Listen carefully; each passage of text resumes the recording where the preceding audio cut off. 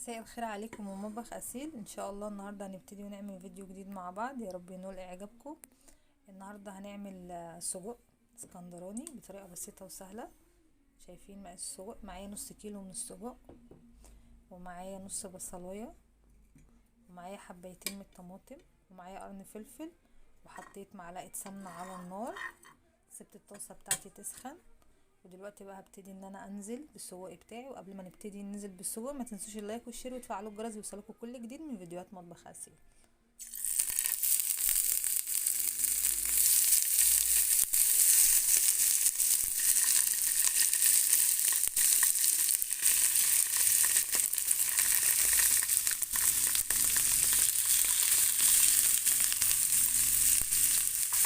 طبعا انا حاطه معلقه سمنه صغيره ما كترتش علشان السجق بتاعي لسه هينزل دهون.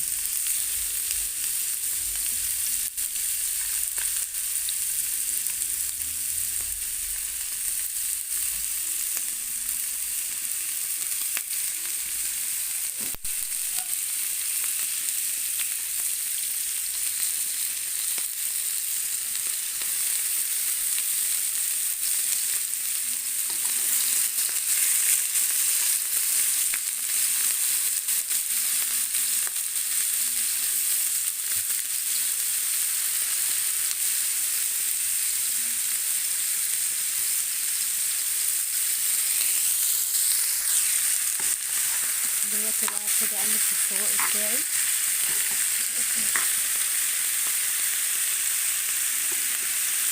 هسيب السجق بقى لغايه لما ينزل الدهون بتاعته، وهبتدي بقى ان انا اقطع البصل بتاعي.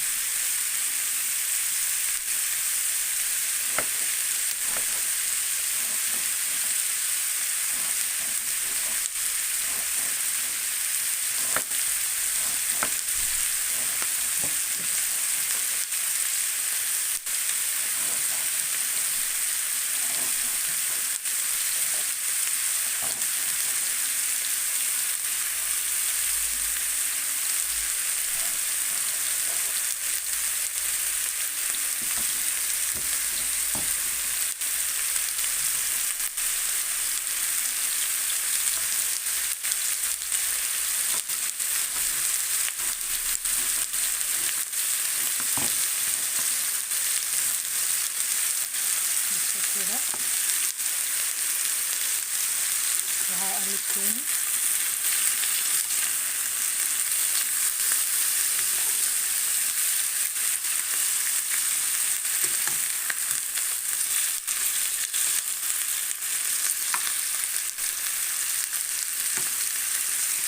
هنزل بالبصل،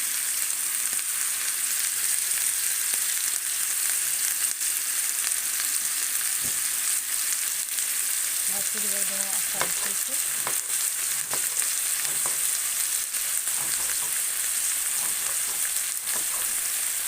شويه بقى هبتدي ان انا احط في التوابل بتاعتي.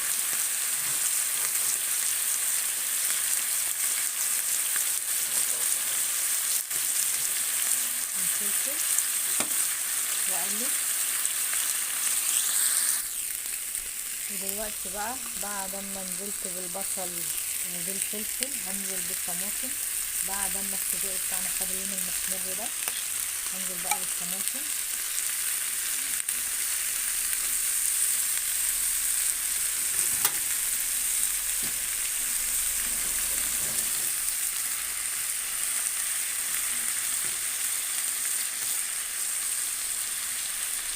بالشكل دوت. ما تنسوش وانتوا بتتفرجوا على السجق الاسكندراني بتاعي اللايك والشير وتفعلوا الجرس يوصلكوا كل جديد من فيديوهات مطبخ اسيل.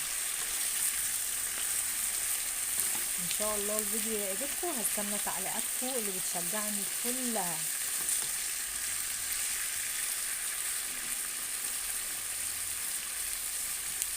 هسيبها بقى كده شويه تاخد وتدي مع نفسها على ما نحضر سلطه الطحينه. سيبنا بقى السجق مع الطماطم، هنبتدي بقى ان احنا نبهر السجق بتاعنا.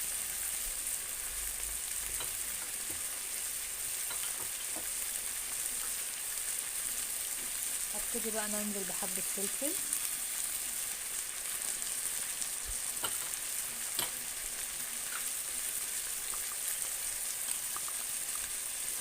ونص معلقه صغيره من البهارات،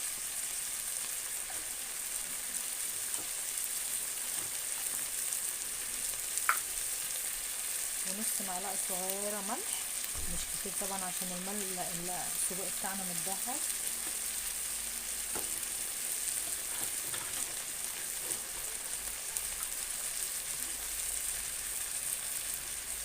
ورشه صغيره من الكزبره الناشفه.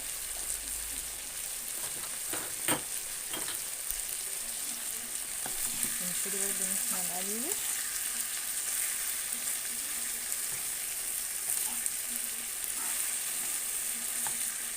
وكده خلاص السجق بتاعنا خلص. تعالوا بقى نعمل السندوتشات بتاعتنا. والله يا جماعه انا مش قادره اوصف لكم ريحه السجق اللي قلب الشقه.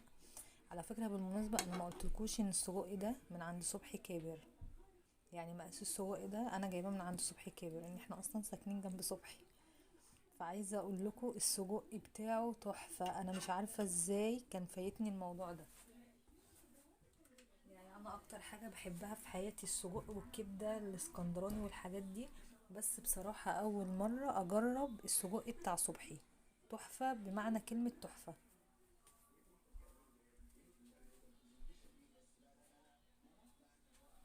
يعني عايزه اقول لكم الدهون اللي فيه مظبوطه جدا.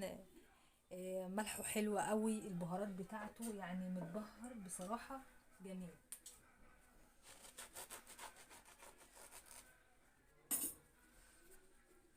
تبقى ايه، بصوا احلى عشوه، يعني احلى حاجه كده نتعشى كده. بصوا بقى عامله معاكم شويه طحينه رهيبه، حاجه كده من ورا الخيال. مين في الدنيا ما بيحبش المنظر ده؟ ولا بقى تقولوا لي سندوتشات بره ولا عربيه بره ولا الكلام ده. جبنا اهوت السجق احنا في البيت، والفينو الفظيع ده. شايفين مقاس الفينو ده؟ فينو بلدي مش اي فينو. ونعمل فيه السندوتشات الرهيبه بتاعتنا دي. نتوصى بقى كده ونملى السندوتشات. وشويه صوص بقى من دوت بتاع الطماطم، فظيع، حاجه تدفي بجد. وعاملين بقى معاه شويه لفت ومخلل بلدي، حاجه جميله. شايفين شكلي يشهي.